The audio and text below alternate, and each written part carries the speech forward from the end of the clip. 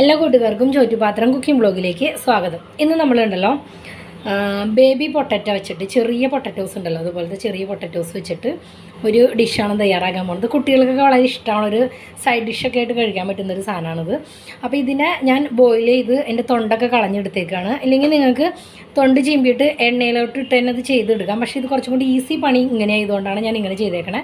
അപ്പോൾ ഇതിനകത്തൊരു നുള്ള് മഞ്ഞൾപ്പൊടിയും കുറച്ച് ഉപ്പ് ഇട്ടിട്ടുണ്ട് വേവിച്ചെടുത്തപ്പോൾ, എന്നിട്ട് അതിൻ്റെ തൊണ്ട് കളഞ്ഞ് വെച്ചേക്കാണ്. അപ്പോൾ ഇതിന് ഒരു മസാല ചെയ്യണം.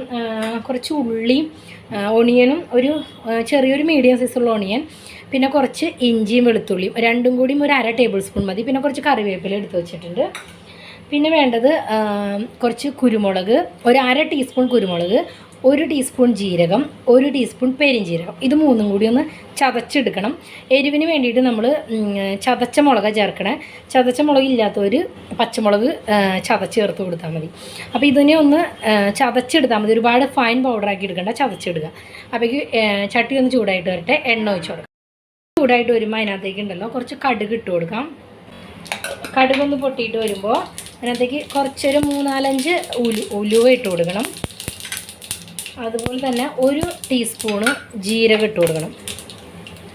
ഇതിനകത്തേക്ക് നമ്മൾ അരിഞ്ഞ് വെച്ചേക്കണ ഉള്ളി, ഒണിയനും ഇഞ്ചിയും വെളുത്തുള്ളിയും ഒക്കെ കൂടി ചേർത്ത് കൊടുക്കുക. അപ്പോൾ പച്ചമുളകാണ് ചേർക്കണമെന്നുണ്ടെങ്കിൽ പച്ചമുളക് ഇതിൻ്റെ കൂടെ ചതച്ച് ചേർത്ത് കൊടുത്താൽ മതി. നല്ലൊരു എരിവ് വേണം ഇതിന്, അതുകൊണ്ട് തന്നെ കുറച്ച് അധികം പച്ചമുളക് ചേർത്ത് കൊടുക്കണം കേട്ടോ. അപ്പോൾ ഇതിനെ ഒന്ന് വഴറ്റിയെടുക്കണം.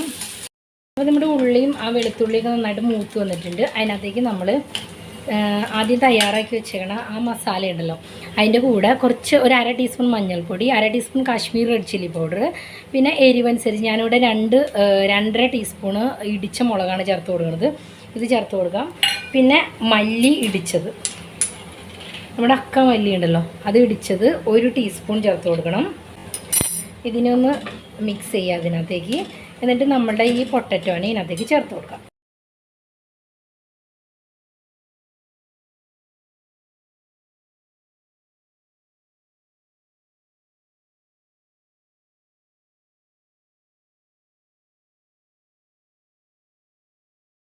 കുറച്ച് മല്ലിയുടെ ഇലയും കൂടി ഇട്ട് കൊടുക്കുക. അപ്പോൾ ഉപ്പ് പൊട്ടറ്റോയിൽ ഉപ്പ് ഇടാണ്ടാണ് വേവിച്ചേക്കണമെന്നുണ്ടെങ്കിൽ ആവശ്യത്തിന് ഉപ്പും കൂടി ഇട്ട് കൊടുക്കണം. അപ്പോൾ ഇത് അതുപോലെ ഒരു 2-3 മിനിറ്റ് ഇതിനെ ഒന്ന് നന്നായിട്ട് മിക്സ് ചെയ്ത് കൊടുക്കണം. അപ്പോൾ മസാലയിൽ അത് ശരിക്കും പിടിക്കും. അപ്പോൾ ഇതാണ് ബേബി പൊട്ടറ്റോ മസാല. എല്ലാവരും ഒന്ന് ചെയ്ത് നോക്കണം. കുട്ടികൾക്കൊക്കെ ഭയങ്കരമായിട്ട് ഇഷ്ടമാണ്. ഞാൻ തീ ഒന്ന് ഓഫ് ചെയ്യട്ടെ കേട്ടോ. കുട്ടികൾക്കൊക്കെ ഭയങ്കരമായിട്ട് ഇഷ്ടമാവും. നല്ല ടേസ്റ്റാണ് കഴിക്കാനായിട്ട്, സൈഡ് ഡിഷൊക്കെ ആയിട്ട്.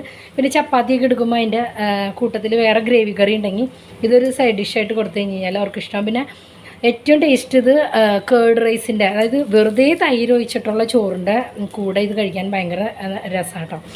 അപ്പോൾ എല്ലാവരും ഒന്ന് ട്രൈ ചെയ്ത് നോക്കാം. നിങ്ങളുടെ അഭിപ്രായങ്ങൾ കമൻറ്റ് ബോക്സിൽ അറിയിക്കാം. പുതിയ വീഡിയോയിലൂടെ നമുക്ക് വീണ്ടും കാണാം. എല്ലാവർക്കും ഒരു നല്ല ദിനം. നന്ദി, നമസ്കാരം.